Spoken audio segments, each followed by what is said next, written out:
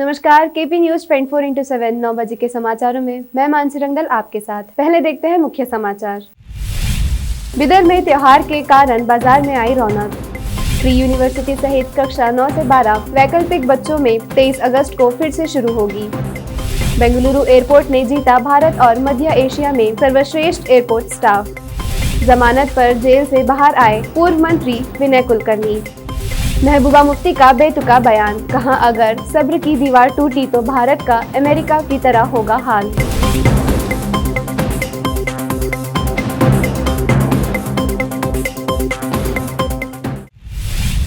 अब समाचार विस्तार से। पहले देखते हैं समाचार स्थानीय। बिदर में सप्ताहांत कर्फ्यू और कोरोना महामारी के लिए लगाई गई पाबंदियों का नाम मात्र पालन किया जा रहा है। शहर में आम दिनों की तरह आज सभी कामकाज जारी रहा और बाजार में लोगों का खासा हुजूमा रहा। जहां लोग रक्षाबंधन की खरीदी में नियमों को भूल गए, वहीं खान पान की दुकानें भी धड़ाके से खुली रही। जहां छोटे बच्चे खुलेआम खाते रहे, वहीं बसों में भी अधिक भीड़ का वातावरण बना रहा। बिदर शहर के नगर पालिका कार्यालय में आज आने जाने और कामकाज बाधित रहा। बताया जा रहा है कि सभी कर्मी और अधिकारी वैक्सीनेशन के काम में जुड़े रहे, जिसके कारण आज नगर पालिका का काम काज ठप रहा। इससे लोगों को दिक्कतों का सामना करना पड़ा। बता दें कि शहर में नाम मात्र सफाई है, हर क्षेत्र में कचरा और गंदगी फैली हुई है, लेकिन इसको नगर पालिका नजरअंदाज करने से लोगों को परेशानी का सामना करना पड़ रहा है। देखते हैं समाचार राज्य के। बीजापुर में रक्षाबंधन की तैयारी शुरू हुई। त्योहार के मद्देनजर रंग बिरंगी राखियों की दुकानें सजी हैं, लेकिन हर वर्ष की तरह खरीदार नहीं हैं। इस पर भी कोरोना महामारी की मार देखने में आई। राखी व्यापारियों ने कहा कि पिछले 2 साल से कारोबार ठप रहा है, इस साल कुछ उम्मीद है। मैं महादेव से बात कर रहा हूँ। राखी व्यापारी जो है, हम सब ये 2 साल हो गया लॉकडाउन की वजह से हमारा तो कुछ भी व्यापार तो नहीं है। ये सब व्यापारी क्या है ना, हम राखी के बहुत प्रॉब्लम में है। बाद में छोटे मोटे व्यापारस्थ तो फुटपाथ के वो सब व्यापारस्थ जो है ना, उनके सब प्रॉब्लम चल रहे हैं, क्योंकि वो क्या करना है क्या नहीं करना वो उनको क्या समझ में नहीं आ रहा है। उनकी ज़िंदगी भी बहुत ख़राब चल रही है और खाने पीने का भी वो प्रॉब्लम हो रहा है। इधर से उधर से कर्जा करके ला के वो व्यापार कर रहे हैं, लेकिन वो व्यापार भी नहीं हो रहा है लॉकडाउन वजह से। और क्या है, माल भी वैसे ही है, 2-3 साल से बहुत प्रॉब्लम चल रहा है उनका। सोमवार को स्कूलों को फिर से खोलने पर कर्नाटक के मुख्यमंत्री बसवराज बोम्मई ने कहा कि सरकार ने कोविड-19 से सुरक्षित रहते हुए बच्चों को सिखाने के लिए अत्यधिक सावधानी बरती है। प्री यूनिवर्सिटी सहित कक्षा 9 से 12वीं वैकल्पिक बच्चों में 23 अगस्त को फिर से शुरू होगी। इनमें स्कूल को फिर से खोलने की तैयारी कर ली है। इनमें निजी और सरकारी स्कूलों को उचित निर्देश जारी किए हैं कि बच्चों को कैसे लाया जाना चाहिए। माता पिता की सहमति, बैठने की व्यवस्था, वैकल्पिक दिनों में पाली की कक्षाएं और स्वच्छता पर ध्यान देते हुए खुलेंगे। प्राथमिक और माध्यमिक शिक्षा मंत्री बीसी नागेश के साथ बेंगलुरु और अन्य जगहों पर कुछ स्कूलों का दौरा करूंगा, कहा मुख्यमंत्री ने। स्काईट्रैक्स वर्ल्ड एयरपोर्ट अवार्ड्स 2021 में केम्पेगौड़ा इंटरनेशनल एयरपोर्ट बेंगलुरु को भारत और मध्य एशिया में सर्वश्रेष्ठ एयरपोर्ट स्टाफ के रूप में चुना गया। यह वास्तव में BLR हवाई अड्डे के पारिस्थितिक तंत्र में काम करने वाले हम सभी के लिए एक शानदार इनाम है, क्योंकि यह मान्यता यात्री मतदान पर आधारित है। बेंगलुरु इंटरनेशनल एयरपोर्ट लिमिटेड के MD और CEO हरि मरार ने कहा, हमारे सभी यात्रियों को बहुत बहुत धन्यवाद, जिन्होंने हमारी कड़ी मेहनत की सराहना की और हमें वोट दिया।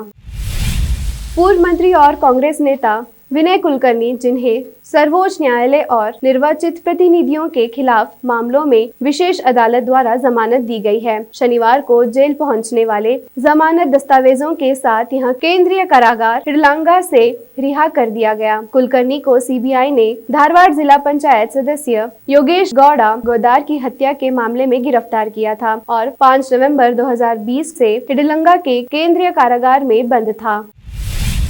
बेंगलुरु के पुलिस आयुक्त ने अफगानिस्तान के छात्रों के लिए हर संभव सहायता का वादा किया है। पुलिस आयुक्त एन शशि कुमार ने कहा कि शहर की पुलिस अफगानिस्तान के मंगलुरु में पढ़ने वाले छात्रों के लिए सभी आवश्यक सहायता प्रदान करेगी। पुलिस छात्रों की सुरक्षा के लिए हर संभव उपाय करने को तैयार है। तालिबान द्वारा देश पर नियंत्रण किए जाने के बाद छात्रों ने अफगानिस्तान में अपने परिवारों को लेकर चिंता जताई है। शहर की पुलिस अफगानिस्तान के छात्र द्वारा मांगी गई किसी भी मदद के लिए सरकार के साथ समन्वय करने के लिए तैयार है।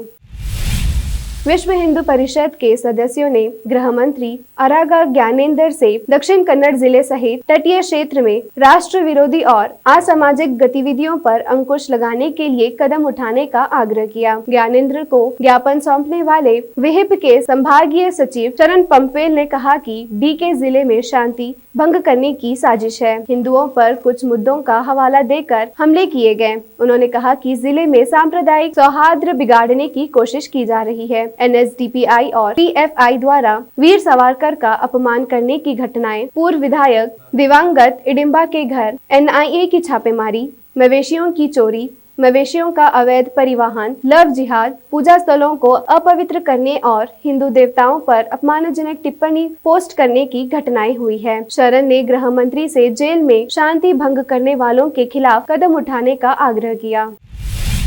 अब समय एक छोटे से ब्रेक का, जल्द लौटते हैं ब्रेक के बाद। हिंदुस्तान के हर कोने में हम हैं मौजूद। 24 घंटे हालात पर गहरी नजर, खबरों से जुड़े चुपते सवालात और आपको दिखाता है धार्मिक, सामाजिक, राजनीतिक, लोकल और इंटरनेशनल न्यूज की सबसे बेहतर कवरेज, जो आपको रखती है हर पल बाखबर।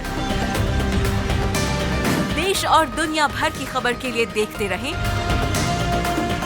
KP news 24/7।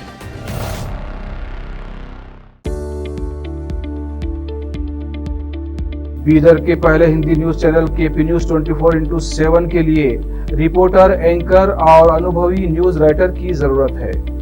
मीडिया में काम करने का अनुभव रखने वाले लोग हमसे संपर्क कर सकते हैं। अनुभव के आधार पर तनख्वाह दी जाएगी। एंकरिंग के लिए फ्रेशर्स भी संपर्क कर सकते हैं। इच्छुक लोग केपी न्यूज 24/7 के कार्यालय शाहपुर गेट बीदर पर फौरी संपर्क करें या इन फोन नंबर्स पर कांटेक्ट करें 9945283920 और 9380190131।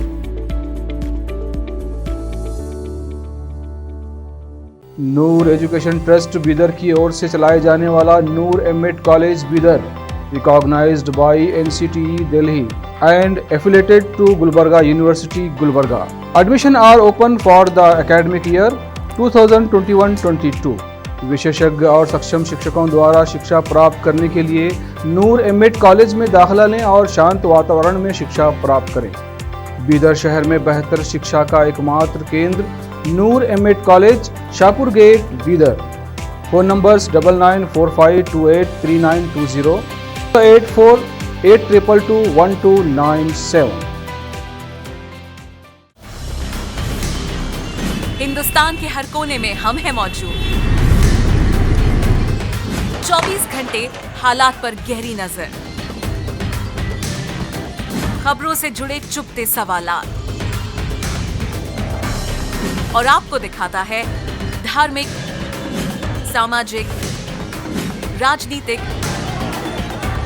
लोकल और इंटरनेशनल न्यूज की सबसे बेहतर कवरेज, जो आपको रखती है हर पल बाखबर।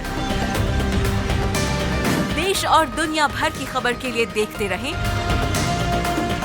KP news 24/7। ब्रेक के बाद आपका स्वागत है। समाचारों का सिलसिला जारी रखते हुए देखते हैं देश और दुनिया के समाचार। सीरम इंस्टीट्यूट ऑफ इंडिया ने अपनी वैक्सीन को विश्व स्वास्थ्य संगठन की मंजूरी दिलवाने के लिए आवेदन किया था, जिसे स्वीकार कर लिया गया है। इससे पहले 10 अगस्त को सीरम इंस्टीट्यूट ऑफ इंडिया और WHO के बीच प्री सबमिशन बैठक भी हो चुकी है। विश्व स्वास्थ्य संगठन के मुताबिक अगस्त के महीने में ही सीरम इंस्टीट्यूट ऑफ इंडिया अपनी वैक्सीन के ट्रायल का डेटा WHO को सौंपेगा, जिसके बाद वैक्सीन को मंजूरी देने पर विश्व स्वास्थ्य संगठन फैसला करेगा। वैक्सीन को मंजूरी मिलते ही कंपनी इसको लोगों तक पहुंचाएगी। आंध्र प्रदेश के कुर्नूल जिले में मोहर्रम के मौके पर एक दुखद घटना हो गई। मातम मनाने के इस मौके के लिए जलाए गए अलाव में कथित तौर पर एक व्यक्ति कूद गया, जिससे उसकी मौत हो गई। गड्ढा बनाकर उसमें आग जलाने को पीरला गुंडम कहते हैं। यह घटना गुरुवार की है। अफगानिस्तान की राजधानी काबुल में तालिबान के आतंकियों ने भारतीय कोऑर्डिनेटर को अगवा कर लिया था। वो काबुल में फंसे भारतीयों को निकालने में लगे थे। आतंकियों ने उनका फोन छीन लिया था। इसके अलावा 150 भारतीय भी लापता हो गए थे। इस बीच सूत्रों के हवाले से खबर है कि सभी भारतीय सुरक्षित है। गुजरात में हिली धरती, कच्छ में 4 तीव्रता का भूकंप। धौलावारी के पास था एपी सेंटर। भूकंप की तीव्रता का अंदाज उसके केंद्र से निकलने वाली ऊर्जा की तरंगों से लगाया जाता है। इस लहर से कंपन होता है। भूकंप का केंद्र अगर कम गहराई पर हो तो इससे बाहर निकलने वाली ऊर्जा धरती की सतह के काफी करीब होता है, जिससे बड़ी तबाही होती है। अफगानिस्तान में तालिबान के कब्जे के बाद PDP नेता महबूबा मुफ्ती का रवैया भी बदला नजर आ रहा है। महबूबा ने कहा कि जिस दिन कश्मीरियों का सब्र छलक गया, उस दिन भारत का हाल भी अमेरिका की तरह हो जाएगा। कांग्रेस समेत 19 विपक्षी दलों ने पेगासस जासूसी मामला, किसान आंदोलन, महंगाई और कई अन्य मुद्दों को लेकर शुक्रवार को केंद्र सरकार पर तीखा प्रहार किया और 11 सूत्री मांग रखते हुए कहा कि वे सरकार की नीतियों के खिलाफ 20 से 30 सितंबर के बीच राष्ट्रव्यापी प्रदर्शन करेंगे। सोनिया गांधी द्वारा बुलाई गई डिजिटल बैठक के बाद विपक्षी दलों नेताओं ने एक संयुक्त बयान जारी कर कहा कि सरकार पेगासस मामले की सुप्रीम कोर्ट की निगरानी में जांच कराए, तीनों कृषि कानूनों को निरस्त करे, महंगाई पर अंकुश लगाए तथा जम्मू कश्मीर को पूर्ण राज्य का दर्जा बहाल करे। काबुल में फंसे भारतीय लोगों को निकालने के लिए प्रयास लगातार जारी है। फिलहाल खबर है कि भारतीय वायुसेना का विमान 90 लोगों को लेकर काबुल से तजाकिस्तान पहुंच गया है। सूत्रों से मिली जानकारी के मुताबिक भारतीय वायुसेना का C-130J ट्रांसपोर्ट एयरक्राफ्ट ने काबुल से भारतीय नागरिकों के साथ कुछ अफगानी हिंदुओं और सिखों को लेकर उड़ान भरी। एयरक्राफ्ट ने तजाकिस्तान में रिफ्यूलिंग के लिए लैंडिंग की है। सूत्रों ने बताया कि भारत सरकार के अधिकारी भारतीय नागरिकों को करने के लिए काबुल में मौजूद है।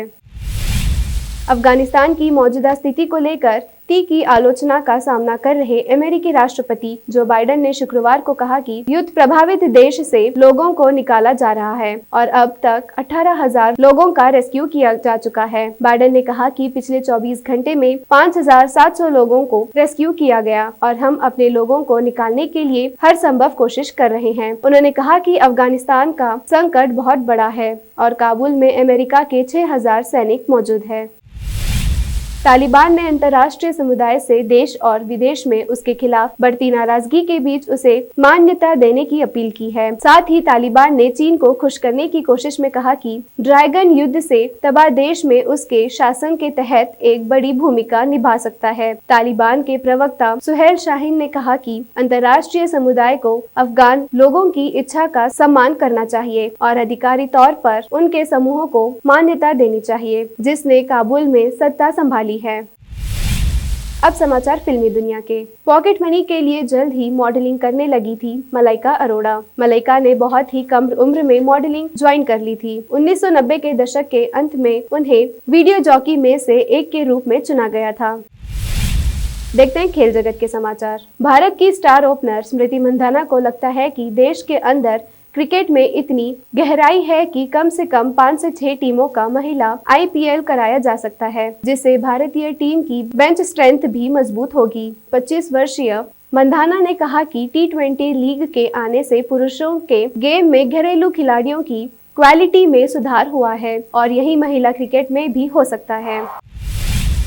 अंत में समाचार बाजार के। भारत के विदेशी मुद्रा भंडार में गिरावट दर्ज की गई है। 13 अगस्त को समाप्त सप्ताह में भारत का विदेशी मुद्रा भंडार 2.099 अरब डॉलर घटकर 619.365 अरब डॉलर रह गया। पिछले रिपोर्टिंग सप्ताह में विदेशी मुद्रा 879 मिलियन अमेरिकी डॉलर बढ़कर 621.464 बिलियन अमेरिकी डॉलर हो गई थी।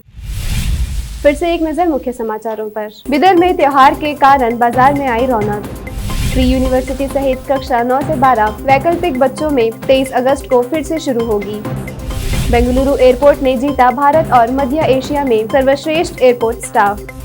जमानत पर जेल से बाहर आए पूर्व मंत्री विनय कुलकर्णी। महबूबा मुफ्ती का बेतुका बयान, कहा अगर सब्र की दीवार टूटी तो भारत का अमेरिका की तरह होगा हाल।